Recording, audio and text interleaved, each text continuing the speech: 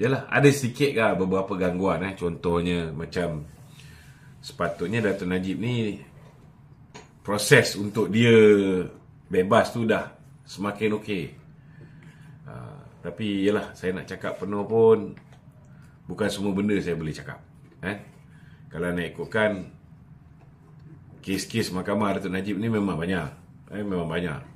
Cuma sepatutnya dia pun dah dapat DNA oleh AG lama.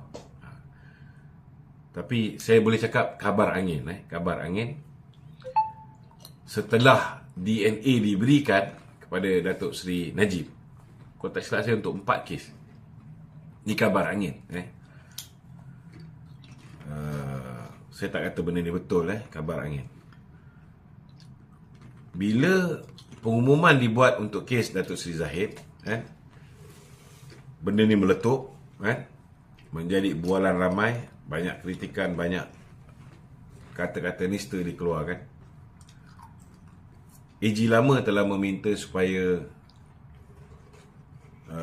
representasi yang telah dijawab itu dibatalkan. Dibatalkan. Ini kabar angin. Ini kabar angin. Saya nak beritahu lah. Ini kabar angin. Jadi bila dibatalkan, itu sebabnya kes contohnya macam Abah Aipik yang beberapa hari sudah. Kes ni patutnya dah settle lah. Dah tak perlu bicara. Dah di DNA. Tetapi bila dibatalkan keputusan tu, maka tidak ada keputusan terhadap representasi yang dihantar oleh Datuk Seri Najib. Maka bila tidak ada keputusan terhadap representasi, macam saya pun kena pembicaraan diteruskan. Cuma kes Datuk Najib ni, pembicaraan dia schedule tahun depan, 2024. Maknanya apa yang mungkin berlaku selepas ini ialah AG barulah yang akan menjawab representasi yang telah dihantar oleh Datuk Seri Najib. Dan saya haraplah sebelum Kebawaduli Tuanku berangkat kembali ke negeri Pahang, yang di-Pertuan Agong, saya haraplah supaya baginda dapat bak kata orang tu memberikan pengampunan kepada Datuk Seri Najib untuk kes SRC. So kalau misalnya semua kes-kes yang 4 kes yang masih ada ni, kes 1MDB, kes Abah Aipik, kes apa lagi, Lembaga Hasil Dalam Negeri, untuk kes yang apa ni dengan Arukanda tu, laporan meminda laporan audit dah settle. Dah settle. Dah ni. So bila semua kes lain ni dah clear, maka tuanku pun tak adalah nak fikir kalau dah lepaskan dia SRC ni, lepas ni ada kes lain pula. Itu nanti akan yalah, mengganggu lah. So bila semua kes dah clear, maka bila tuanku katalah bagi pengampunan untuk proses kes SRC ni, maka Datuk Seri Najib dah dilepaskan ke atas semua. Jadi kita sama-sama berdoa kan. Pimpinan-pimpinan kita sentiasa berusaha. Ada juga orang cakap kita apa pasal UMNO tak buat apa. Nak beritahu ni, benda-benda sulit macam ni kita tak boleh bercerita. Itu yang kadang-kadang ramai yang tak faham. Tak semua benda kita boleh cerita dengan public. Ada benda kita boleh senyap, ada benda kita tak boleh senyap. Okey, jadi itu satu bab. Itu satu bab. Kedua, kita kena terima hakikat juga. Sekarang ni jentera PAS ini semakin hari semakin tersusun. Kita tak boleh nafikan. Dan politik fitnah mereka ni dahsyat. Belum apa-apa mereka dah masuk dalam. Kita hari ni kena berikan undi kepada calon Perikatan Nasional kerana hari ni UMNO dah tidak membela orang Melayu. Hari ni UMNO sudah bekerjasama dengan DAP. Padahal dialah yang dulu bekerjasama dengan DAP. Bersatu pun pernah bekerjasama dengan DAP. Hari ni kita baru je bekerjasama dengan DAP. Dan kita tak bekerjasama dengan DAP yang dulu. Kita bekerjasama dengan DAP yang sudah berwajah baru. Sudah melalui proses rejuvenasi. Dipimpin oleh orang muda. Lebih muda daripada saya. Dan DAP pun sudah menukar dia punya haluan. Kalau dulu mereka bertegas dengan deklarasi setapak dengan Malaysia, sekarang ni mereka daripada tahun 2012 dan diulangi pada tahun 2015 dan tahun ini mereka buat 11 resolusi menyatakan pendirian mereka mempertahankan kedudukan Islam sebagai agama persekutuan, kedudukan Raja-Raja Melayu, kedudukan bahasa Malaysia sebagai bahasa kebangsaan dan kedudukan hak istimewa Melayu. So they are very firm about that. Jadi bagi saya walaupun DAP dah banyak berubah ni, tapi bak kata orang tu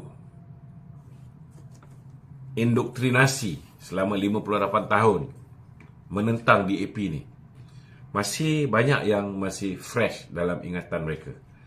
Terutamanya mereka sebenarnya yang mereka takut sangat dengan DAP ialah DAP ketika DAP bersama dalam kerajaan yang dipimpin oleh Tun Dr. Mahathir. Dan Tun Dr. Mahathir memainkan peranan memburukkan imej DAP supaya last sekali mereka ada alasan untuk tarik keluar, bersatu daripada Pakatan Harapan dan dia tak perlu serahkan kursi Perdana Menteri kepada Datuk Seri Anwar.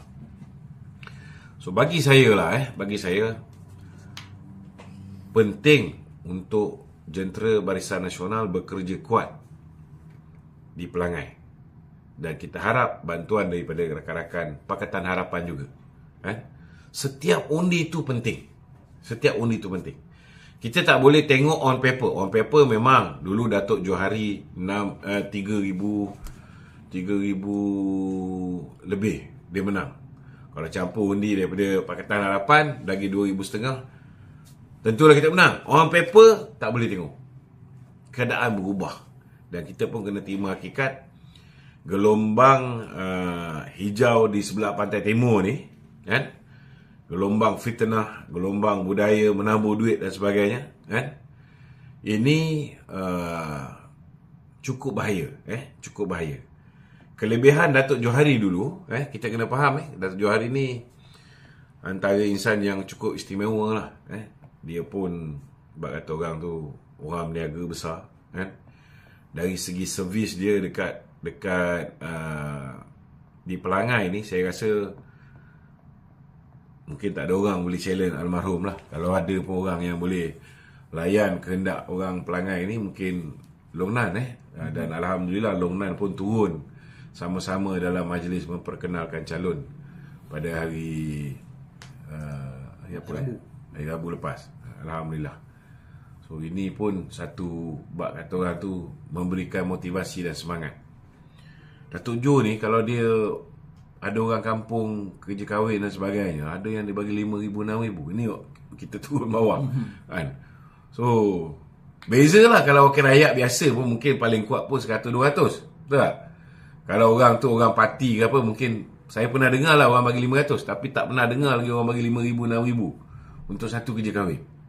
Ini kelebihan yang ada pada Datuk Jo. Dan orang yang nak menggalas, menggantikan tempat Datuk Jo ni, kerja dia berat.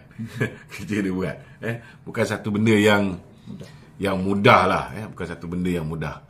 Jadi saya harap hari ni yang saya begitu yakin BN boleh menang ni. Saya berpegang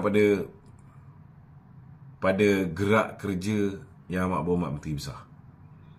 Bagi saya kalau nak menang besar, jatuh bangunnya di atas tangan Datuk Seri Wan Roshdi. Datuk Seri Wan Roshdi ni setiap kali ada pilihan raya kecil, pilihan raya negeri, kita tengok kalau dia turun, memang dia bantu betul-betul.